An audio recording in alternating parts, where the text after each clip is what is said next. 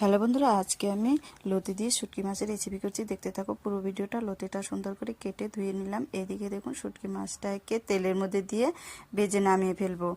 তারপরে আর একটু তেল দিয়ে আমি এখানে দিয়েছি জিরে, শুকনো লঙ্কা আর পেঁয়াজ কুচানো, দিয়ে দিচ্ছি কয়েকটা লঙ্কা ফাটানো। তারপরে একটু নেড়ে চেড়ে নিচ্ছি, হালকা একটু লাল লাল করে ভাজবো। তারপর দিয়ে দিচ্ছি কেটে রাখা লতিগুলো, দিয়ে সুন্দর করে এটাকে একটু নেড়ে চেড়ে দেবো। তারপর স্বাদ মতো লবণ, হলুদ দিয়ে দিচ্ছি, আবারও আমি নেড়ে চেড়ে দেবো। এইদিকে মশলা দিচ্ছি আদা, কালো জিরে, রসুন আর শুকনো লঙ্কা বাটা বেটে নিলাম। বাটাটা দিয়ে সুন্দর করে নেড়ে চেড়ে নেব।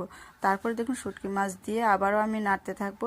এইরকম করে নেড়ে চেড়ে নিয়ে দিয়ে দিব পরিমাণ মতো জল। ভিডিওটা ভালো লাগলে অবশ্যই সাবস্ক্রাইব, লাইক, কমেন্ট করে পাশে থাকবে। এই দেখুন জলটা যখন শুকিয়ে আসবে, বেশি শুকানো যাবে না, এরকম মাখা মাখা হয়ে আসবে, তখন এটাকে নামিয়ে ফেলতে হবে।